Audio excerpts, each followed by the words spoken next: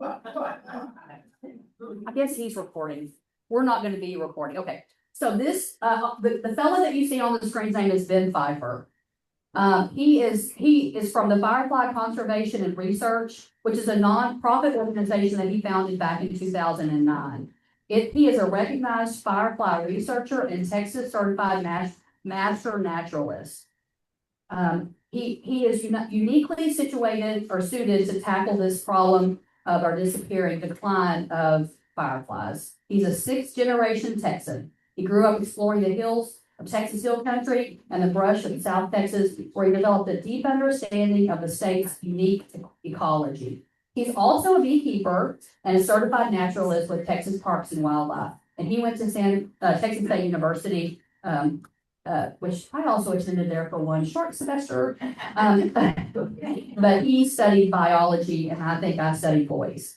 He combined that with a background in marketing, web development, and SEO to build a website for a foundation that would help him and others take action for our fireflies. I know that we all are excited to hear about this because we love to have fireflies. I'm seeing some these days around my parts, and I want to know what I can do to keep them coming around and make their habitat better.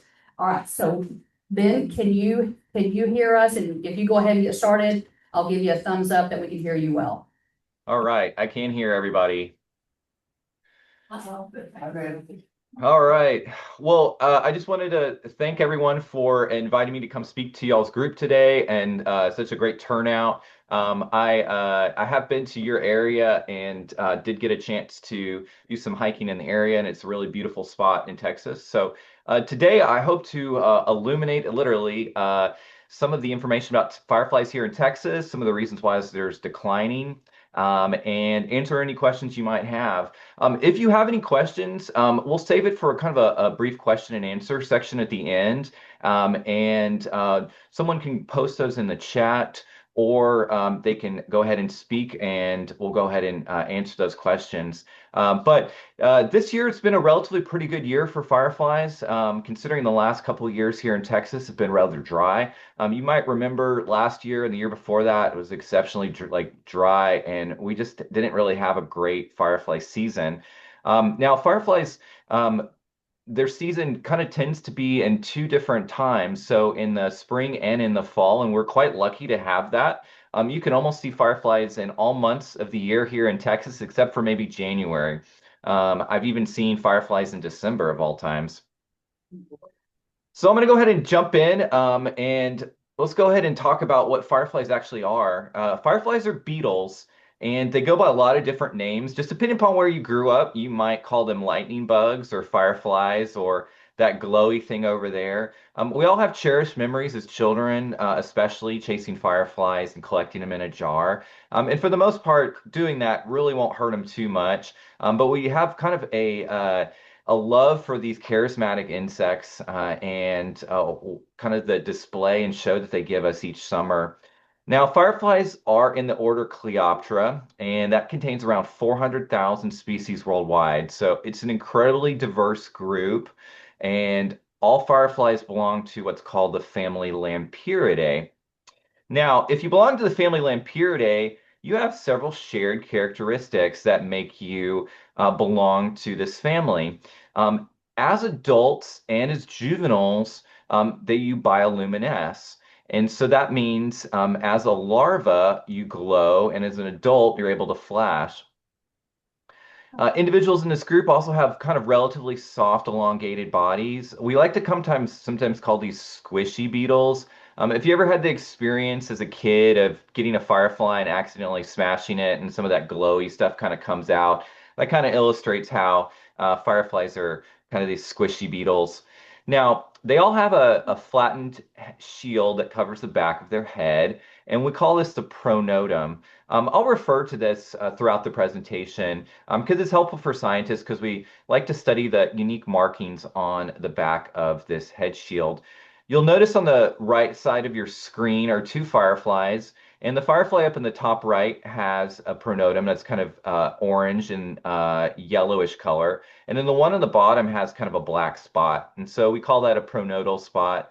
And each species kind of has different spots, and it varies between different species. Now, most species of fireflies in the United States are about 5 to 20 millimeters long. To put that in context, a 5 millimeter long firefly is about the size of a grain of rice, whereas a 20 millimeter long firefly is about an inch. And here in Texas, the largest ones that we have kind of get anywhere from about 15 to 25 millimeters long. Now, in South America, for example, some of the fireflies down there can get even longer than that, up to 3 inches. So imagine hiking around in the jungle at night in South America, and a 3 inch long firefly lands on your head, make you kind of jump out of your pants. So luckily, we've got pretty average sized fireflies that are pretty normal for the family.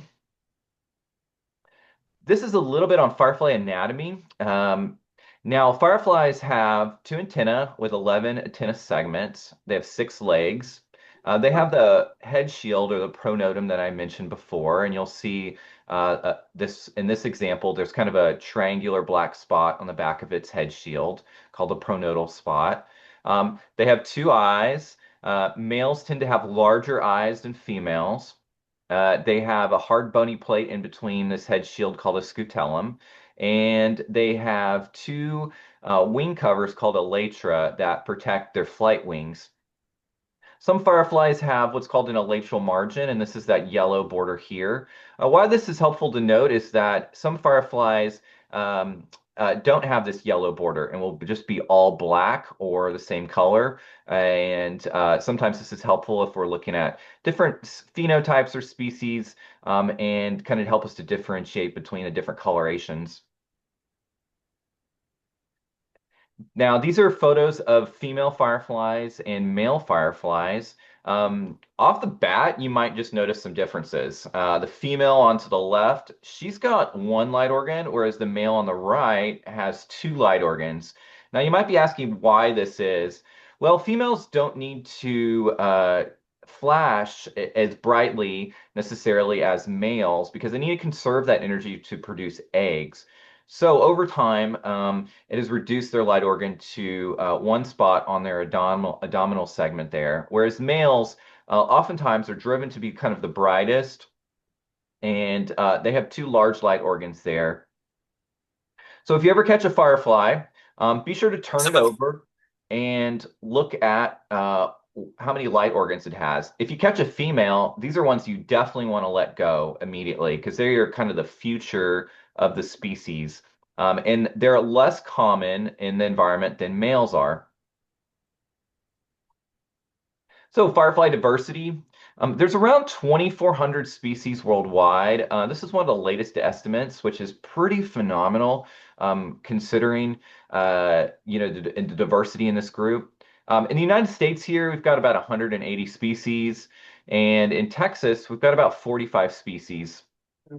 So just a tremendous amount of diversity here in the state. To kind of put this in context too, Florida and Georgia have about 50 species. So we're right up there with some of the highest numbers of species in the United States. And part of this is related to our diverse ecoregions that occur within the state. You can drive an hour in sometimes any direction and come across a different region. It's easy for me to get to South Texas, to the Hill Country, to a couple hours east to East Texas. So just a really diverse area. This is the life cycle of a firefly. So, what you might not realize is that fireflies actually spend most of their time in the larval state, crawling along the ground in the leaf litter in the soil, eating until they're able to pupate and become adults. So, as adults, the ones that fly around and flash, the ones we love to see so much, those only really live for about 3 to 4 weeks, if at the most. And larvae are the ones that live the longest. And you'll notice in the right-hand side of the screen is a larva that just hatched from an egg. And if you'll notice at the bottom of its tail, there, it looks like kind of a lighter colored region there. That's an example of a larva that is glowing just coming from the egg. And so that kind of goes back to some of the shared characteristics that I talked about earlier for members in the family Lampyridae. There's an example of a pupa over off to the left there. And then below that is an example of what a larva looks like. Now, interesting fact, depending upon where you find the larva is going to dictate its shape. So if you find a larva in the leaf litter, for example, a lot of times it's going to be flatter and wider, and it's going to look like a leaf. And if you find a firefly larva that's in a tree bark, for example, it's going to be a lot thinner.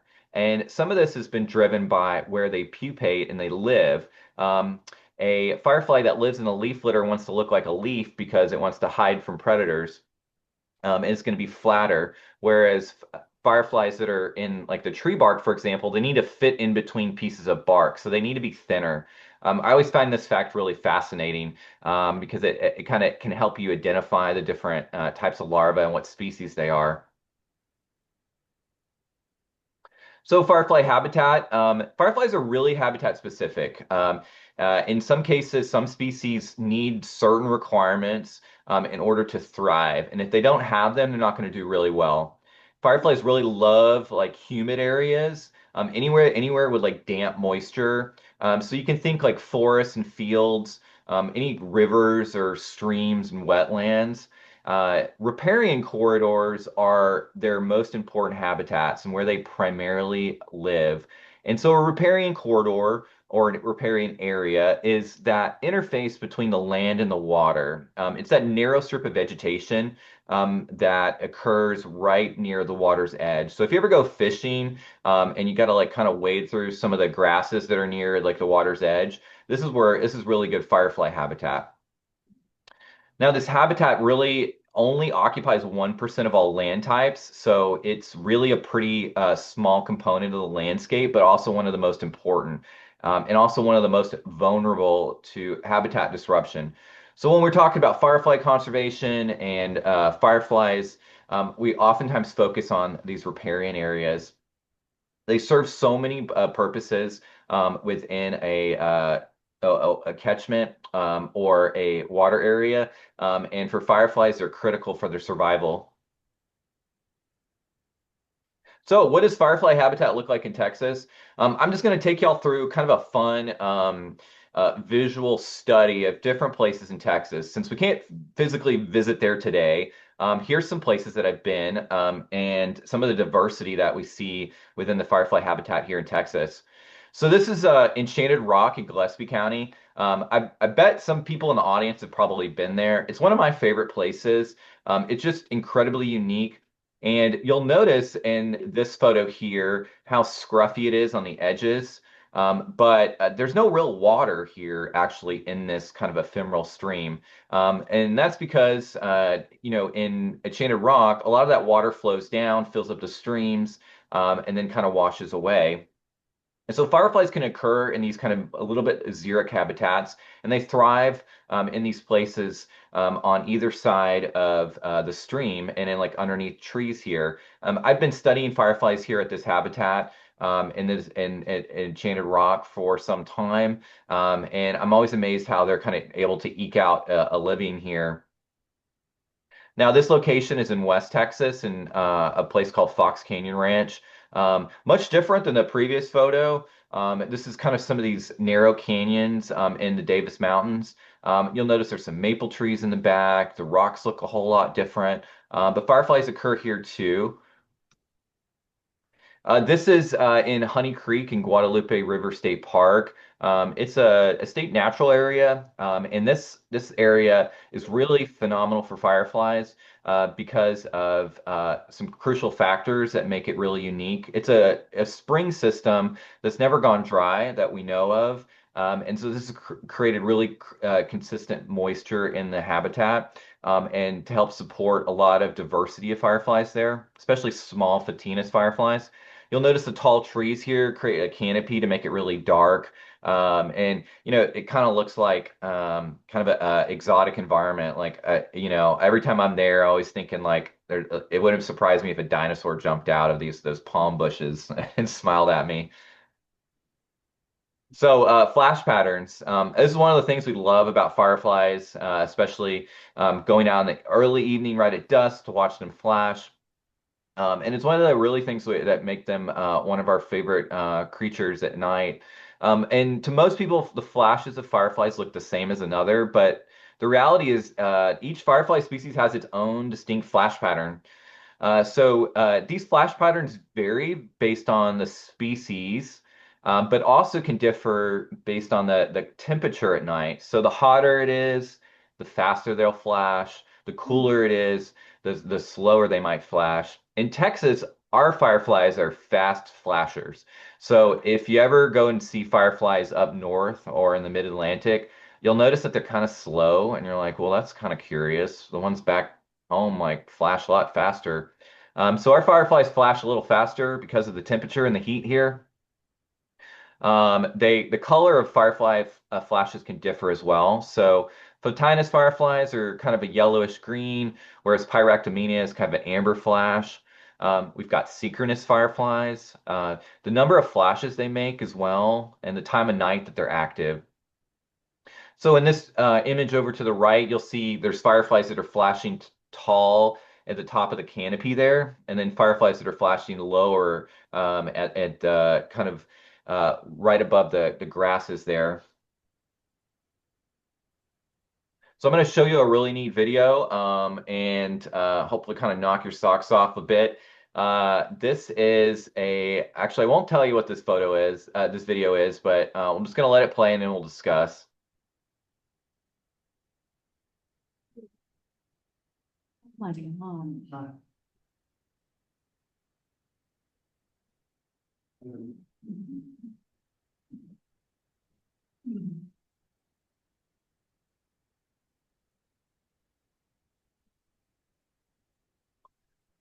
Now, isn't this remarkable? These are synchronous fireflies flashing in Mexico, actually. Imagine seeing this. I had some colleagues that went to go see this summer, and just a really incredible sight. Now, these are fireflies that are synchronizing their flash at the same time. These are males that are flashing in sequence, and you'll notice it's kind of almost looks like kind of a wave, and a lot of them are flashing at the exact same time. Just a really wonder. We have fireflies that are similar to this in the Great Smoky Mountains. With the synchronous fireflies there. And in Texas, we also have synchronous fireflies too. And some of them will display a kind of a semi-synchrony in large groups that if you get lucky, you can see. So kind of the recipe for bioluminescence. It's curious, like how do fireflies flash? It's always been a puzzle that have intrigued scientists for a really long time. And the answer is that they combine two substances or three special substances in their photic organs to make light. And that flashing is controlled by breathing, essentially, the flow of oxygen that comes into those segments. And so luciferase enzyme, which you can see here in the purple, and then luciferin is in the inside. And what happens is that fireflies breathe in oxygen into these segments, and then that luciferin molecule gets really excited. And once it gets to fully excited state, it releases photons of light. And then as it relaxes kind of down, luciferin recharges basically, and the whole process starts again. So this is kind of how it works, and this is the actual like structure of the molecule. Now, how do they choose a mate? So what's the whole flashing business in the first place? It's really curious. Like, why are they flashing so much? And one of the funny things I like to say is that when studying fireflies, sometimes it's the easiest to study them at the end of the season when they're most desperate, when the males are most desperate. Um, but because it's really chaotic at the beginning of the season. But it's really males are just broadcasting signals looking for females. And these females are rather choosy, and they are looking for specific variations in male flash timing. And anybody you might think like, what do female fireflies like in male fireflies? Now, the answer to that, I had someone once joke. They were like, "Well, maybe it's a sense of humor," and I said, "Well, maybe so. I don't know female fireflies have a sense of humor, but that would be a great one to start with. But what they really like is longer flashes or faster flash rates. These things signal a increased fitness in a male, and so a female is looking for these characteristics in order to pass off to her offspring. And she might like longer flashes or faster flash rates. It means that the male's healthy and has good fitness. And so there was a really talented researcher did some studies on this, and she wrote a book called Silent Sparks, which was a really fascinating read. So, how are fireflies helpful? Well, that's a great question. What do they actually do in the environment? And they really act as kind of nature's pest control. And they're a really good indicator for the health of environment since they occur in areas, the riparian areas that can be prone to uh, habitat degradation and disruption, pollution. The larvae are really predaceous, and so they consume snails, little earthworms, dead insects. And then some fireflies even eat their own kind, for example. And so fireflies kind of help keep pest insects in control. And so fireflies are specialist predators of certain types of snails and earthworms. And depending upon where they occur, they are going to like specific types of food. So fireflies that live in the soil really love to eat earthworms. And fireflies in the leaf litter love to eat snails. Now, fireflies are also medically useful. They use the luciferin, luciferase compounds in food safety and cancer research, such as tumor growth studies, development of new drugs. And researchers are also kind of exploring how bioluminescence could be used to create new low energy communication methods, which is very curious. This is a really brand new thing. So think like long fiber optic cables and using the flash signals chemically in order to send those light signals across those fiber optic cables in a very low energy way. So that's kind of interesting. So are fireflies disappearing? Yes, unfortunately. There's just a whole lot less than there used to be. And there's consensus among public and scientific communities that we just see a lot fewer. And anecdotally, a lot of us describe we just don't see as many as we used to. But there's empirical evidence definitely starting to pile up to prove this.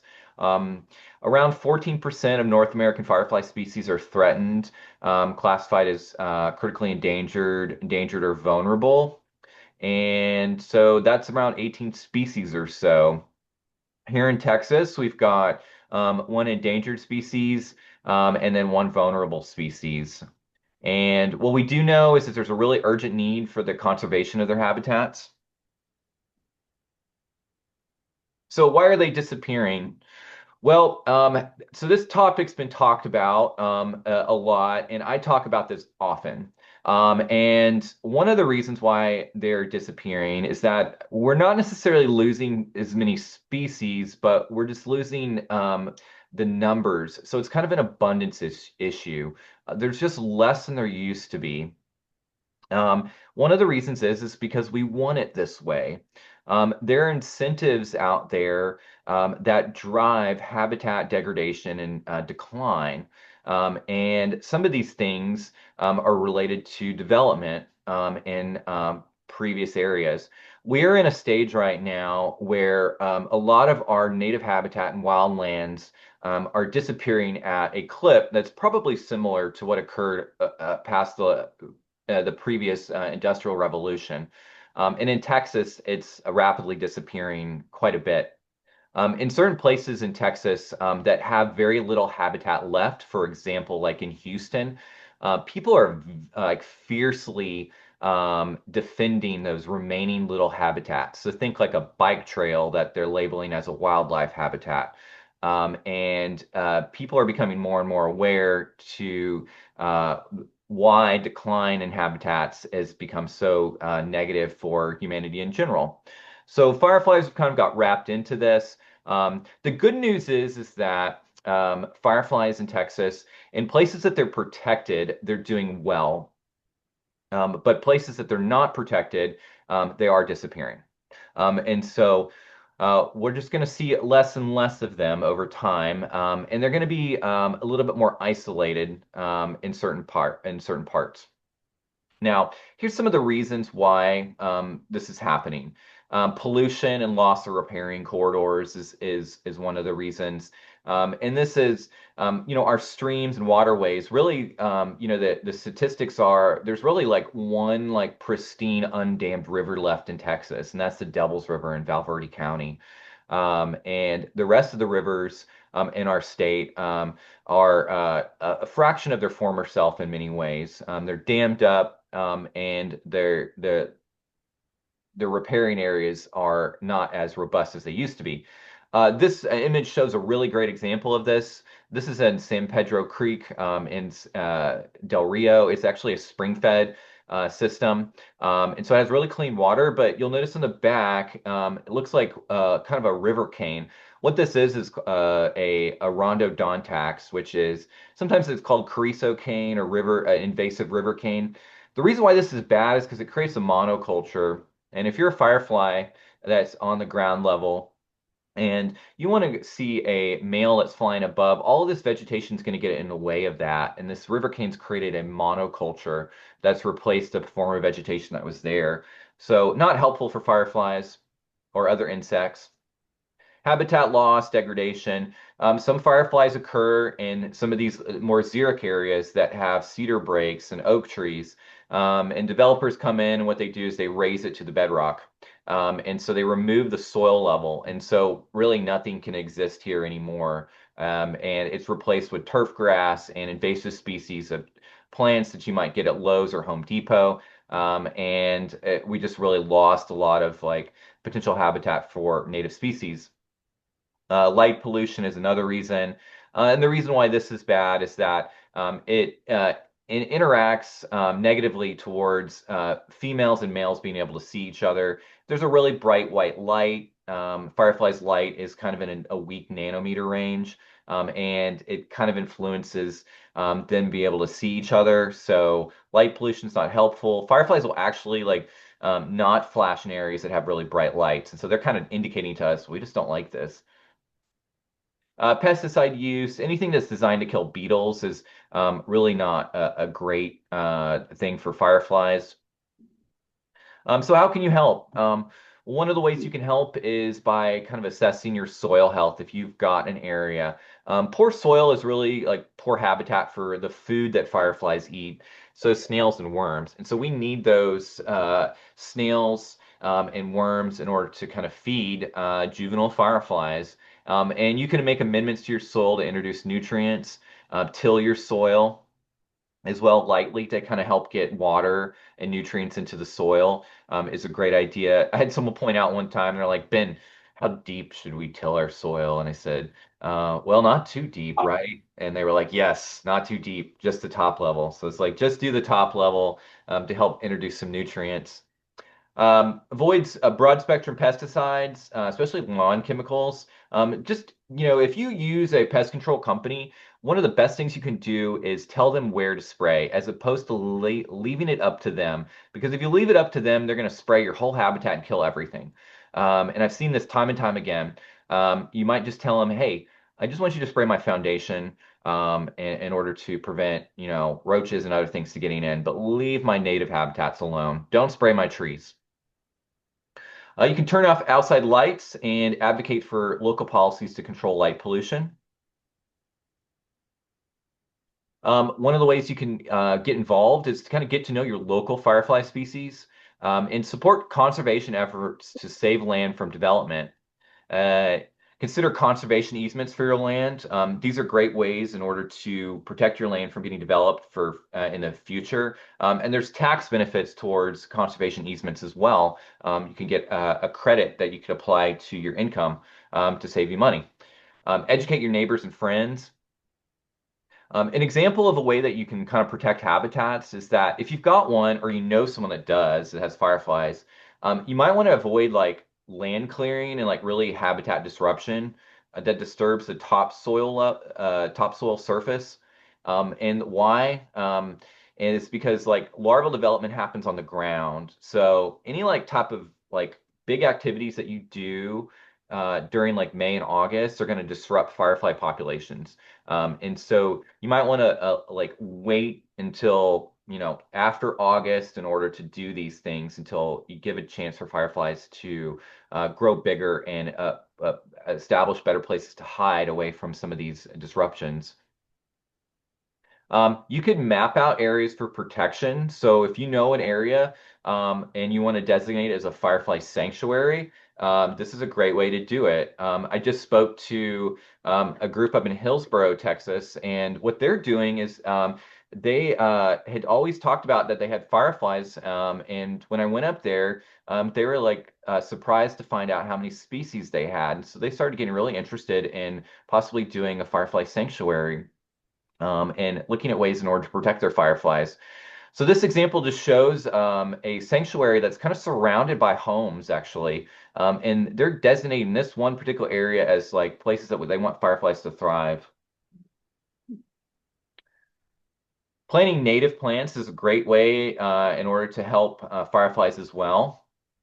So anything to like kind of help preserve soil moisture. And so fireflies thrive in areas with really good abundant like dampness.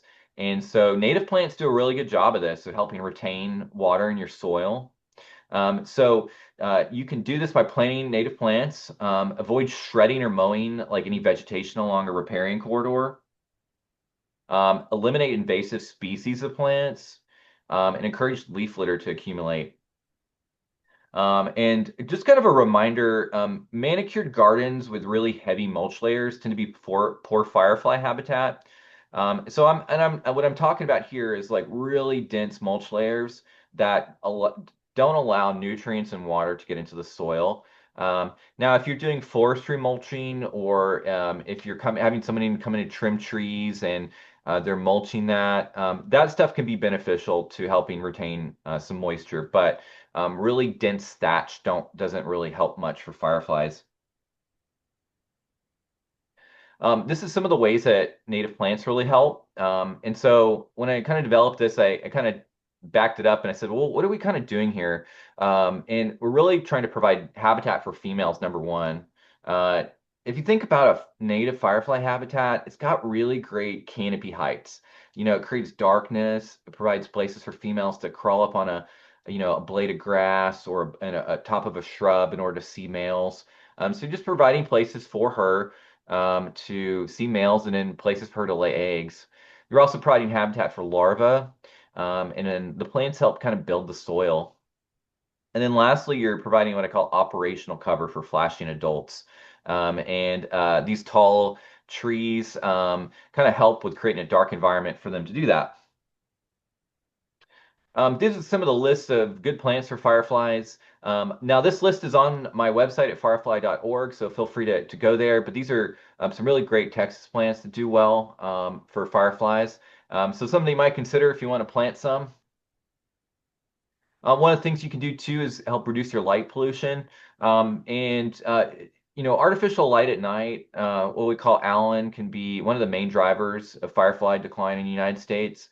It's a contributing factor. And red and amber LED bulbs are kind of less visible to insects. So consider installing these in certain spots that, are near a native area. So a great idea to do this. Red is kind of the gold standard for this. And one example of this is that in like along the coast where there's sea turtles, when baby sea turtle hatchlings come out of the sand, they go to the brightest spot in the horizon. And what they noticed was that those sea turtles were going towards artificial lights instead of going towards the sea. And so when they installed red lights in these areas, that fixed the problem. So red lights do more than like help benefit just insects. They benefit a lot of other things. And so we're seeing this happen a lot more. Red lights also just easy on the eyes too. So you can do that in order to help fireflies and other things. Install motion detent sensors, close your blinds. Downward facing lights are a really good idea. Just do a like kind of an audit of your location and see, well, what kind of little changes could I make here? These are some kind of neat signs for habitat protection. in your area. This is an example on the left to a place in Maryland that established a firefly sanctuary. They did their own sign here. The sign over off to the right is the Firefly Conservation and Research Certified Habitat Program, where you can certify your habitat for fireflies. Here's some parks and trail signs that are kind of illuminating some of the firefly life cycles and different things that can help. And these are some signs that help designate riparian areas to kind of protect them. And these are some rich areas. These are actually pictures from New Braunfels, Texas, in a place that has an endangered species of beetle that they installed some habitat for that ends up also benefiting fireflies. You can see some lush vegetation right there, and then, abundance of some native plants. The Firefly Certified Habitat Program is the first of its kind national certification program, and it's kind of helping you show your commitment to maintaining habitat for fireflies. And it focuses on really four areas. It's like cover for firefly larvae and adults, increasing your plant diversity, reducing your light pollution, and restricting pesticide usage. And this is a self-certification program, so if you qualify and you think your properties qualifies for this habitat, or for this certification, then it's a great one in order to get certified and register your habitat. And you can do this at the firefly.org website/certify, or click on certify from the homepage. Now I'm going to briefly talk about fireflies here in Texas. And don't worry, I'm not going to talk about all of these species and bore you to death. I'm just going to hit some of the major fun highlights here in Texas. But you can see there's a number of different genuses here. And Photinus, Photurus, Pyractomina, and others. These are genuses of fireflies that we have here. Our most common is going to be the Photinus fireflies. Now, this is a genus that has about 15 to 20 species in two different divisions.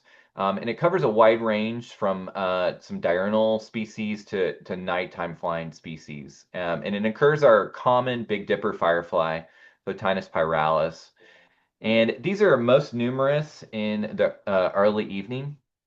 And this is kind of one of the only genera that you're going to see in both the spring and the fall here in Texas. This is our Firefly Photinus pyralis that you're going to most commonly see. It makes a distinctive J shape that kind of will flash up, and it will flash about every 4 to 6 seconds or so. And if you remember, I mentioned that we've got our fast flashers here in Texas.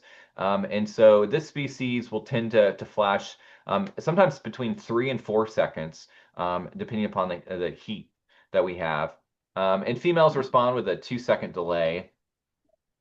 Photinus concisus, this is our kind of endemic species. It looks very similar to our Big Dipper firefly. And this one flashes every 2 to 2.5, 2.7 seconds. And will flash faster up to almost a second in really hot temperatures. So it can kind of do a number on you when you're out studying fireflies. It can be a little confusing, but these are fast, what we call like a short flasher, and really kind of one of our unique species here in Texas. I'm going to show some video here of Photinus carolinus. I'm sorry, not Photinus carolinus, Photinus concisus flashing.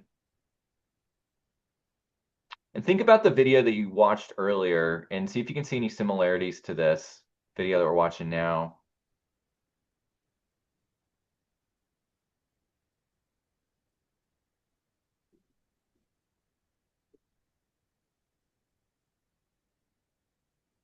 Now, what you might be picking up on is that kind of seems like a little similar to the video you watched earlier. Less of them, of course, but they're kind of synchronizing their flash a little bit. And it's true. This species, Photinus concisus, is also kind of synchronizing its flash a bit, and kind of a semi-synchrony.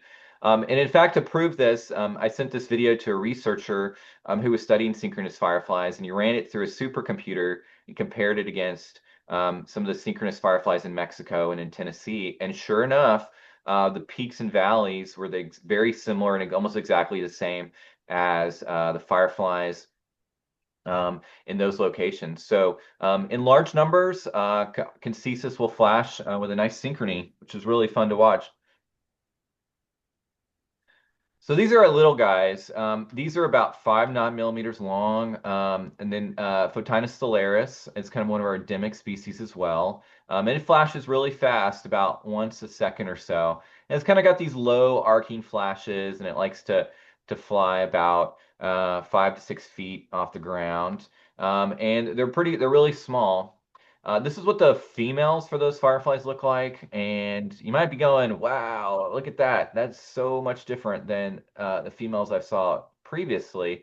And you'd be right. The females are a larva form, and they don't fly, and it's why some of these smaller species are really vulnerable to habitat disruption.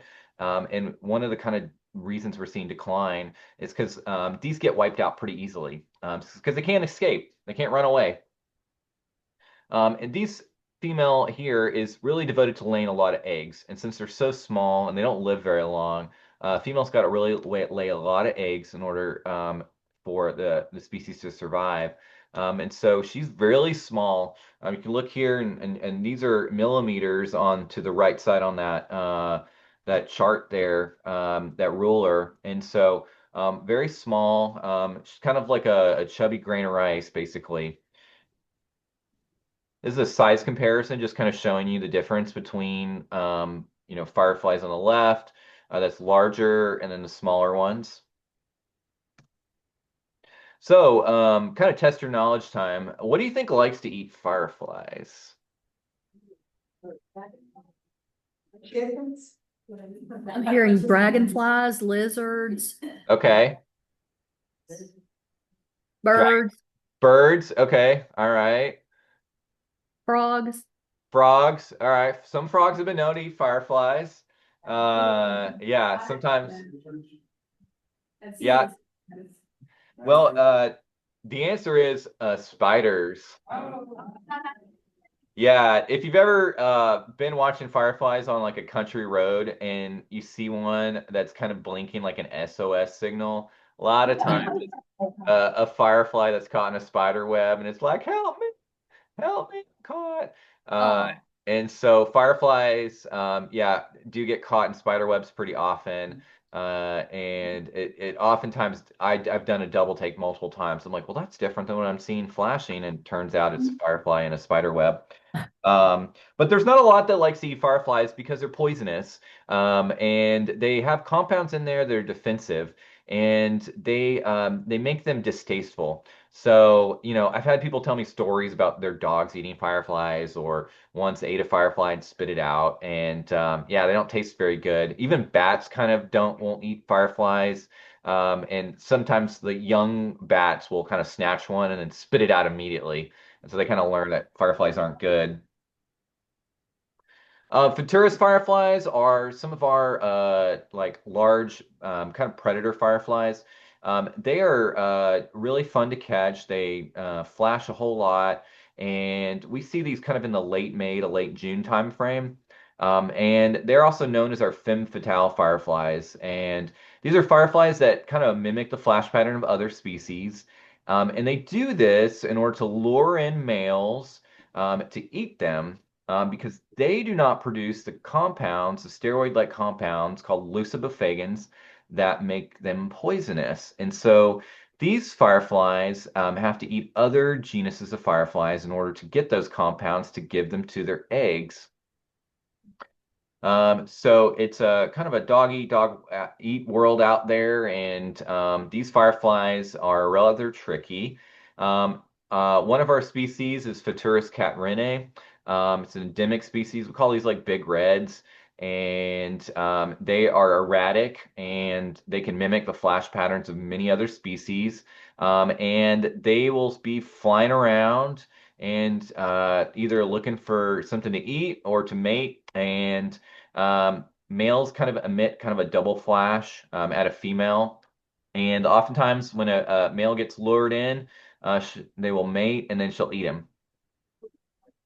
So pretty tough to be a male of this species.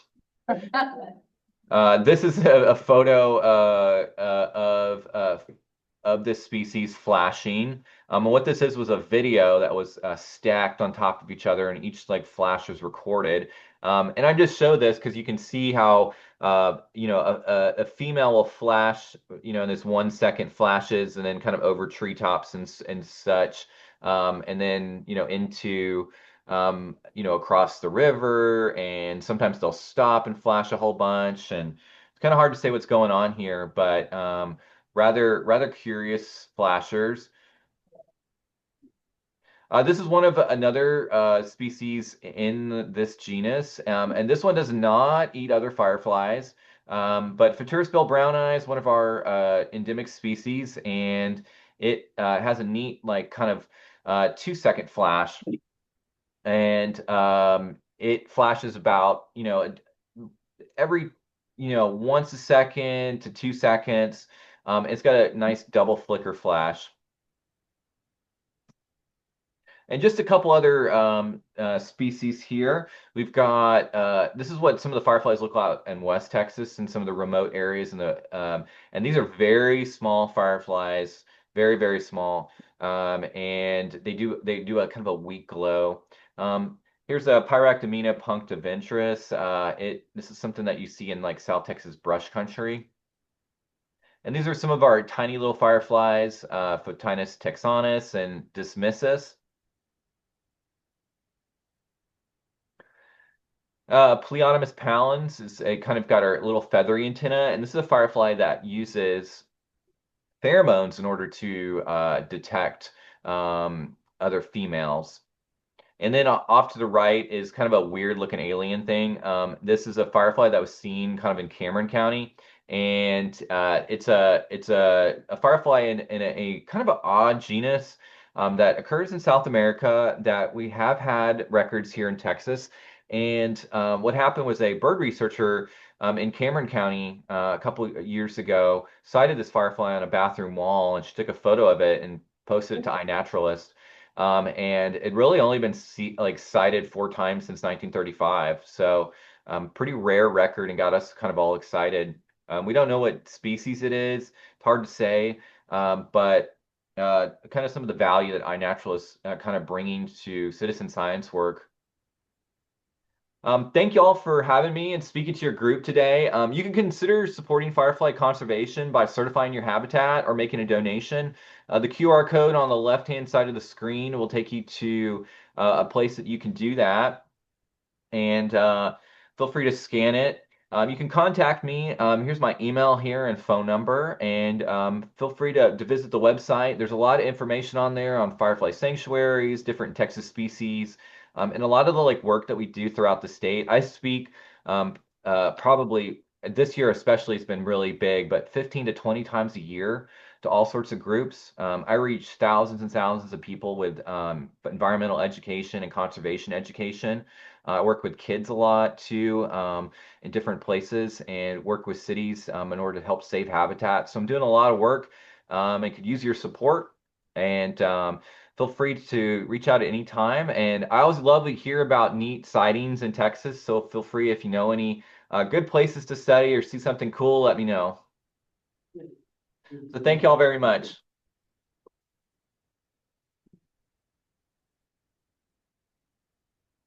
Did anybody have any questions?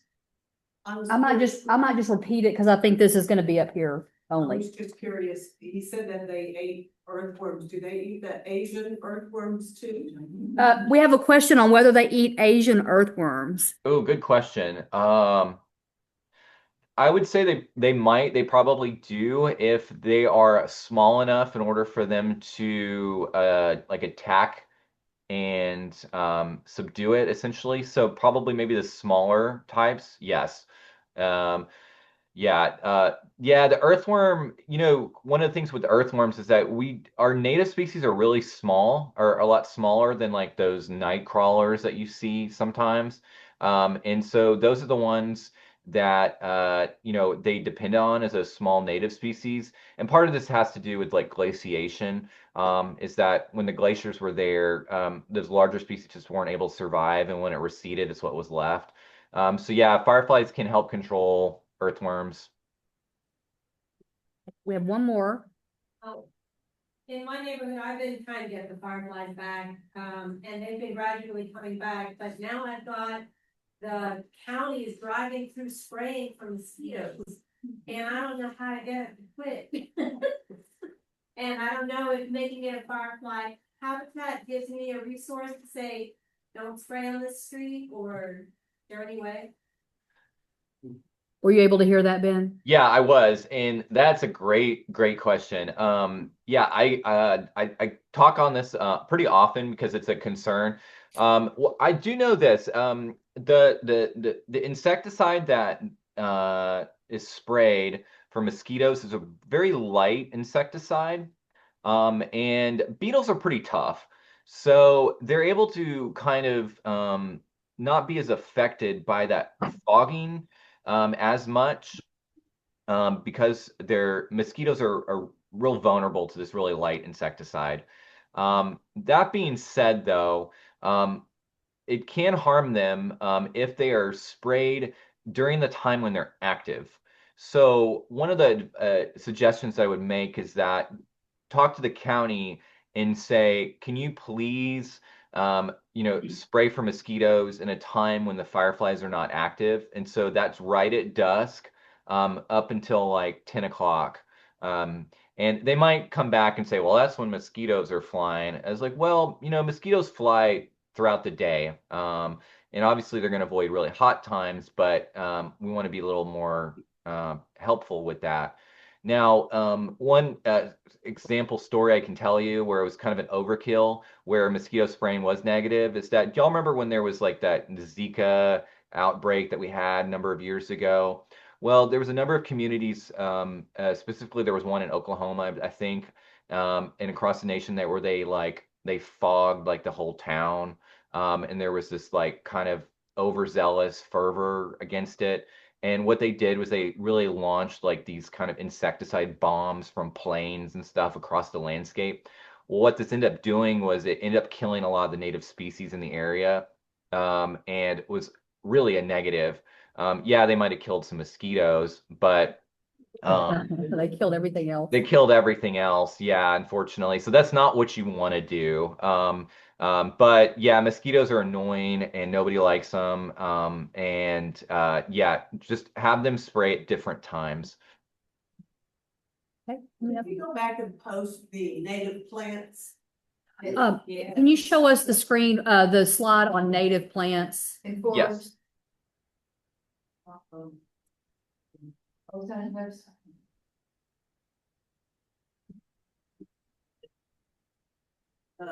I'm sorry. He's looking. Yeah, so can y'all see those? Yes, that's Okay. awesome. Everybody's taking pictures of it. This is probably on your website as well, though, right?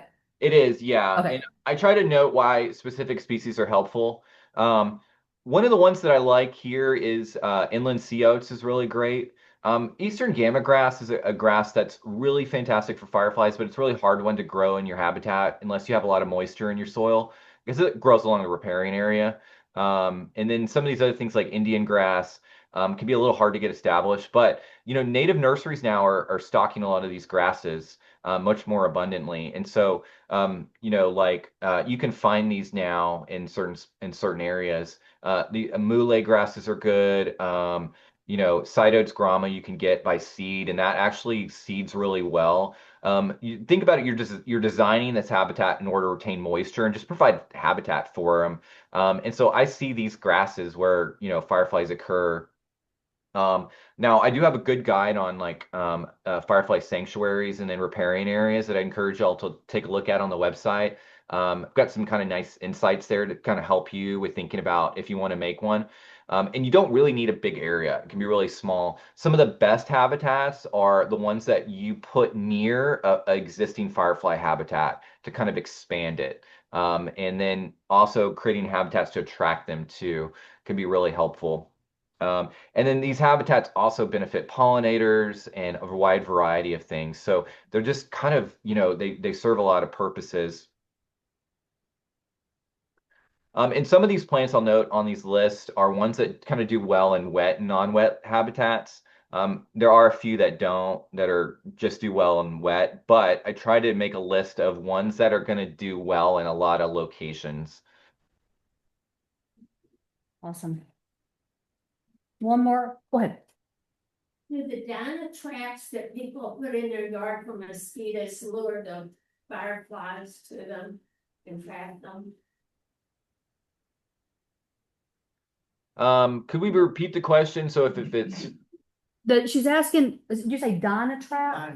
The Dana trap, I think it's the brand is the Dana trap. She's asking about a Dyna trap for mosquitoes and whether that attracts the fireflies as well. Oh, okay. Yeah. Good question. No, they shouldn't. They shouldn't.